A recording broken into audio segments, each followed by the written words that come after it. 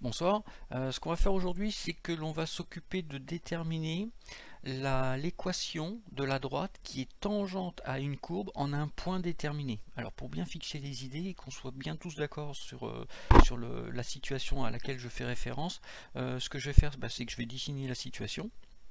Donc je vais avoir un axe ici, un axe des x, un axe des y. Je vais avoir une courbe que je vais comme d'habitude prendre comme étant une courbe plutôt sympa, continue, dérivable. C'est typiquement une courbe qui pose pas de problème. Et moi, ce qui m'intéresse, c'est tout simplement, la courbe que je vais indiquer comme étant au point x égale t. D'accord. Ici, je vais avoir un point dont la valeur, ça va être f de t. Je vais dire, écoutez, moi, ce que je voudrais, c'est l'équation de cette droite-là. D'accord. Donc là, ce qu'il va falloir, c'est se raccrocher à ce qu'on connaît. Qu'est-ce qu'on connaît? On connaît un certain nombre de choses. La droite, elle a pour équation y est égal à ax plus b. Avec a, le coef directeur, et b, l'ordonnée à l'origine. L'ordonnée à l'origine. Pourquoi elle porte ce nom-là? Parce que dans cette équation-là, on voit bien que si je mets si je mets x est égal à 0, c'est-à-dire si je me place directement ici, c'est-à-dire à l'origine, il va rester a fois 0, ça fait 0, il restera plus que b, et donc ici par exemple, mon ordonnée à l'origine, ça sera mon b qui est ici. Alors on voit bien, si je fais x égale 0, je trouve bien y égale b. D'accord? Donc c'est exactement, c'est pour cette raison-là, d'accord, que ça s'appelle l'ordonnée à l'origine. Maintenant, si je reprends mon pinceau, ça c'est la première chose. La deuxième chose, c'est que je sais que cette droite-là est attachée à la tangente. C'est sur la tangente. Et la tangente, c'est quoi? C'est la pente. Donc c'est typiquement ce qu'on avait regardé la dernière fois, c'est la dérivée de la courbe. D'accord? Donc, typiquement, on va pouvoir écrire que y est égal à f', typiquement f' au point t, multiplié par x plus b. Alors il faut bien voir un truc, hein. C'est bien f' au point t, c'est-à-dire que la pente, elle est différente, hein. Si je me mets à un point différent, par exemple ici, on voit bien que la pente, elle est différente, elle est plus petite que si je me mets sur ce point-là. On voit bien que ma pente ici, elle a une autre valeur. Donc c'est bien, il faut bien faire attention à ça, c'est f' au point t qui nous intéresse. C'est ce point-là qui nous intéresse. Quelle est la valeur de la dérivée au point t d'étude? Ok? Bon. Voilà, déjà on a pas mal avancé, c'est pas mal notre histoire. Ce qu'il faut quand même, c'est qu'on arrive à déterminer la valeur de b, c'est-à-dire la valeur de l'ordonnée à l'origine. Alors pour cela, ce que je propose, c'est que je vais refaire un dessin encore plus simplifié de la situation précédente. Donc on avait quelque chose de ce type-là.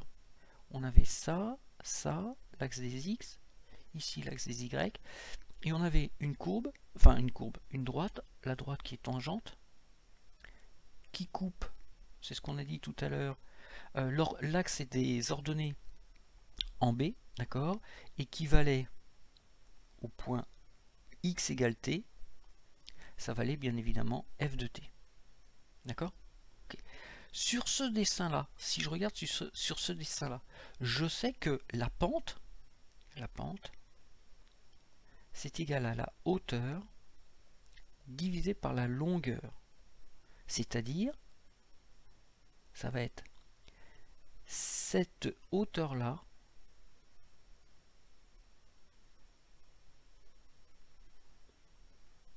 parce que si mon point varie de 0 jusqu'à t, à ce moment-là, la hauteur passe de cette hauteur-là à cette hauteur-là. Donc je passe de b à f de t. Et quelle est la longueur? Puisqu'il va falloir que je détermine la longueur, la longueur, ça va être tout simplement, on va passer de 0 à t. Donc ça va être directement cette longueur-là. Donc il est important que tout le monde identifie bien.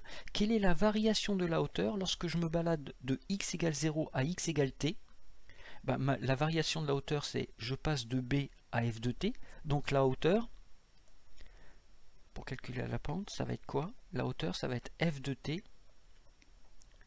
moins b. Et quelle est la variation des abscisses? Ben, je vais me balader de 0 jusqu'à t. Donc la variation des abscisses, ça va être t moins 0. Autrement dit, ma pente, c'est-à-dire f' de t, d'accord? Oups, je me rends compte que c'est carrément dégueulasse ça. Je vais couper ça. Je vais dire que la pente, c'est-à-dire la dérivée au point t, c'est égal aussi à f de t moins b, le tout divisé par t. Et là maintenant je vais être en mesure de calculer b. En effet, je vais pouvoir écrire que t f' de t est égal à f de t moins b. En faisant passer f de t de l'autre côté, c'est-à-dire en ajoutant moins f de t à gauche et à droite, je vais être capable de dire que ça va faire t f' de t moins f de t égale moins b.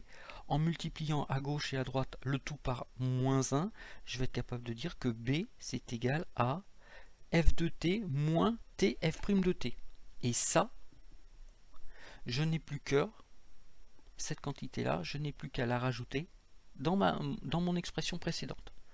Et donc dans mon expression précédente, je vais avoir quelque chose de la forme y est égal à f' de t x plus ce gros machin là, c'est-à-dire f de t moins t f'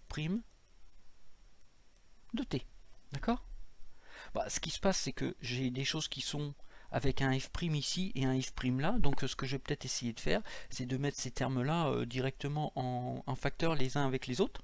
D'accord? Je vais essayer de les regrouper, donc ça va me faire quelque chose de la forme y est égal à, je vais dire que c'est f' de t,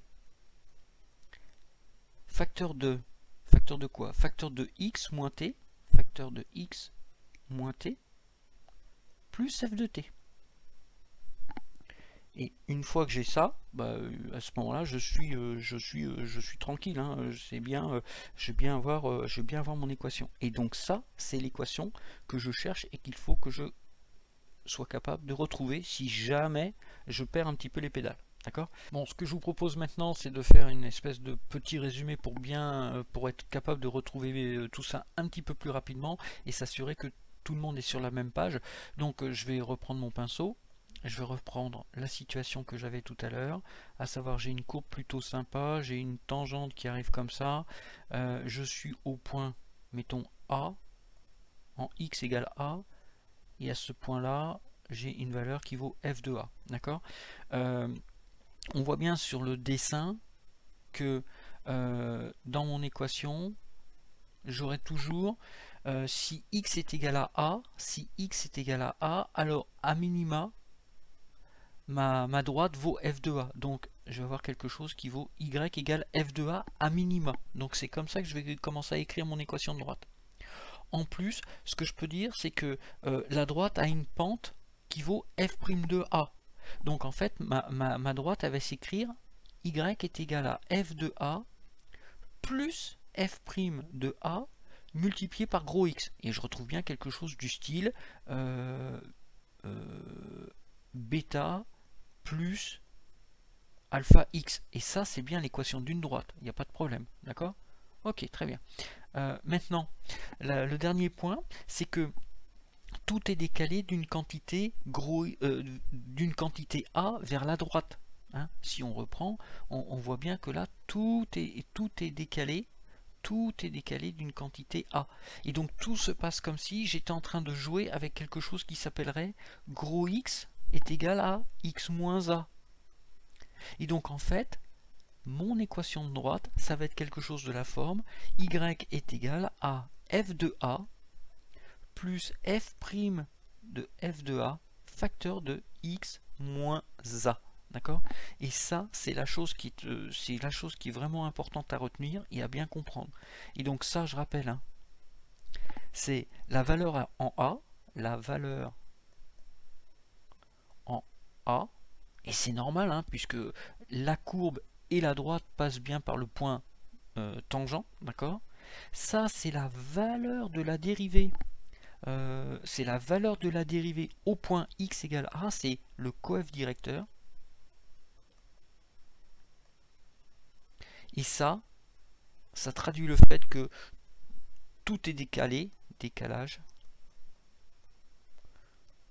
de A vers la droite. Ok? Bon, bah écoutez, une fois qu'on a compris ça, on a tout compris ou presque. Il suffira d'utiliser ça dans un ou deux exercices d'application pour bien se rappeler les choses. Ben, je vous donne rendez-vous dans une prochaine vidéo. Allez, à plus, salut et bonne soirée, ciao.